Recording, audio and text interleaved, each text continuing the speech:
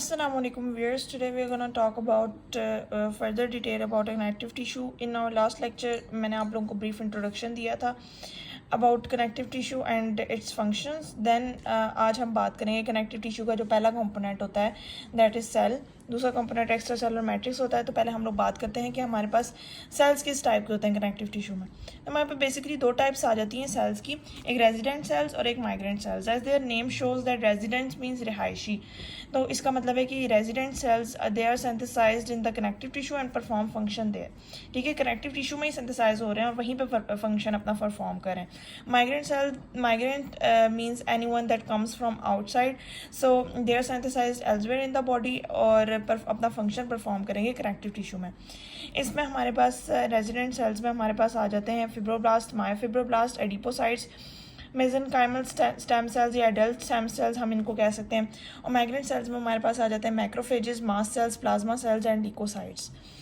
Next हम लोग इन sales के डिटेल्ड इनके बारे में बात करते हैं. सबसे पहले हमारे पास रेजिडेंट सेल्स में हमारे पास पहले सेल्स आ जाते हैं फिब्रोब्लास्ट. सो फिब्रोब्लास्ट इनका सबसे ज़्यादा अबेंडेंट सेल्स होते हैं इन कनेक्टिव टिश्यू.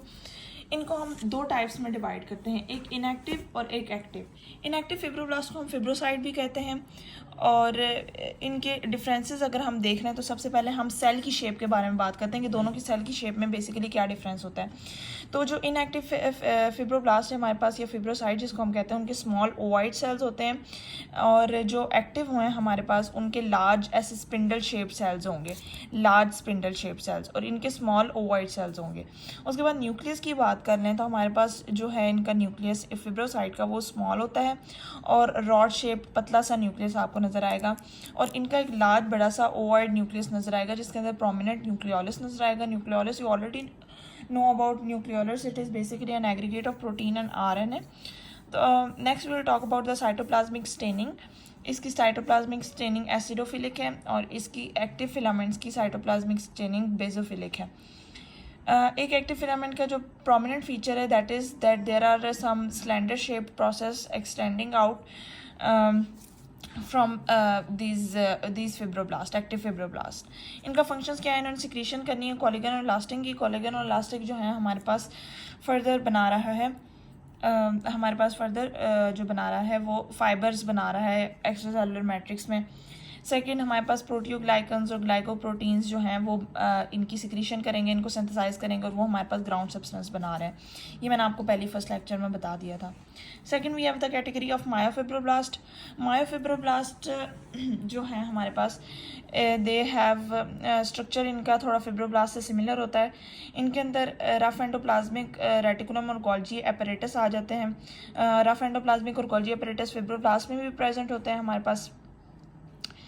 और इसके अंदर हमारे पास फर्दर डेंस बॉडीज़ और एक्टिन फिलामेंट्स आ जाती हैं that are similar to smooth muscle cells. Smooth muscle cells में हमारे पास ये चीज़ें प्रेजेंट होती हैं. तो ये इनकी कैरेक्टरिस्टिक्स शेयर करता है स्मूथ मसल सेल्स की और फिब्रोब्लास्ट की. इनके फंक्शंस हमारे पास आ जाते हैं कि ये वाउंड कंट्रैक्शन और स्कार फॉर्मेशन में मोस्टली हमारे पास हेल्प कर रहा होता है. मायोफिब्रोब्लास्ट हमारे पास हेल्प कर रहे होते हैं वाउंड कंट्रैक्शन और स्कार फॉर्मेशन के.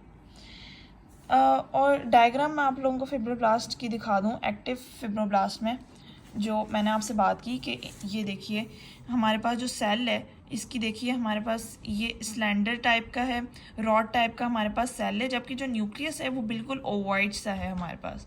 और इसमें से ये जो एक्सटेंशंस और प्रोजेक्शंस दिखेंगी that are basically the prominent features of this active fibroblast. So this was all for today. Thank you.